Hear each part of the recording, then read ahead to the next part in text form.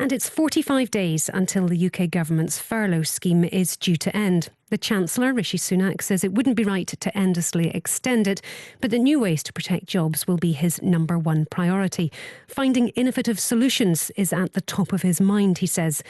His comments come after unemployment in the UK rose to its highest level for almost 2 years. Well, the Scottish Government is calling for the furlough scheme to be extended. Let's speak to the Business Secretary, Jamie Hepburn. Good morning to you. Good morning, Laura. Realistically, can the furlough scheme be extended? Yes, it can. I think the first thing we should observe is that the furlough scheme has been a necessity over the past period. It has proven successful. It's supported around 1 in 3 workers in Scotland, indeed across the UK. In Scotland, that's around 800,000 employees. And every business organisation I speak to, and I speak to them regularly, also the Scottish Trade Union Congress I speak to regularly, have said that that's been an essential intervention, and they believe it should continue because we know that we are still in a difficult period. We know that the labour market faces disruption in the coming period, and that's why we and those business organisations and the STUC are calling for the UK government to do, as has been done in other places, and this shows it is practical. Germany extending their equivalent scheme to the end of 2021, France extending their equivalent scheme until June 2022. The businesses which employ, then that's what the UK government should be doing. If the businesses which employ staff no longer exist, or they no longer need as many staff when they do return to work, are you saying that they should keep paying people to sit at home? Surely it would be better to spend that money in different ways, creating jobs.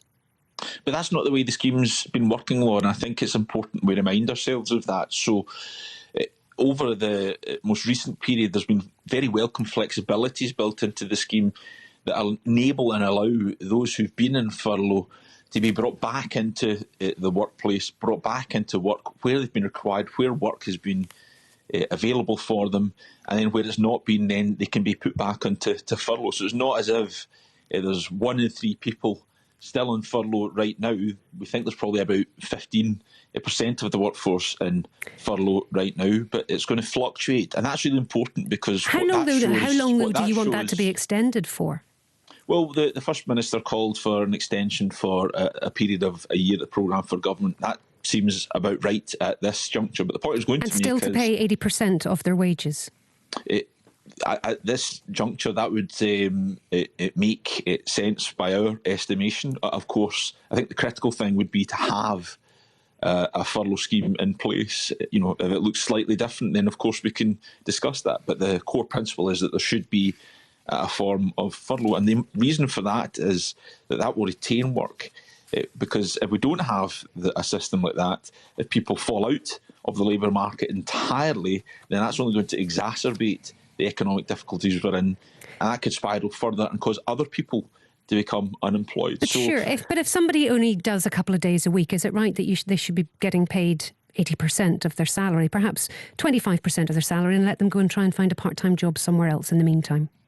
Well, they can go and find a part-time job somewhere else in the meantime. That's one of the other flexibilities in the scheme. That makes sense. What we're trying to do here, though, is sustain people in employment through what is a difficult period of time, but which we will come out of. This is a challenge we're not facing uniquely here in Scotland. It's being faced across the world, and that's why we're seeing other economies responding, just as we are calling for, by extending the equivalent of the furlough scheme to ensure that we don't have people falling out of the labour market. If they fall out of the labour market, then the state's going to have to pick up the cost anyway through the social security system. But for some people, you're just extending the fact that their jobs won't be there at the end of October, because the minute the government stops paying for them, their jobs will disappear. There are people who have been working the whole way through this, being paid as properly their full salary, and other people who are sitting at home doing nothing, not allowed to do terribly much, being paid 80% of their salary. Is that fair on them? The people who've worked the whole way through. Well, the point, of course, is those people are still in employment. They're not unemployed. They're being retained and supported over a period of time. And the idea that they've all been sitting at home doing nothing, I'm afraid, is not borne out by the information we have.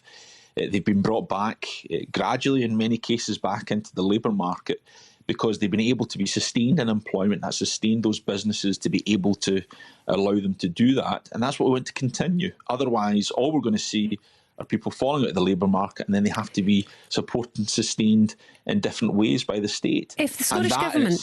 that in itself will then exacerbate the economic difficulties we have and could see further people fall out of the labour market. That doesn't make economic sense. If the Scottish Government had all the levers that it wanted, how much would you pay people on furlough? Would you pay them 80% of their salary?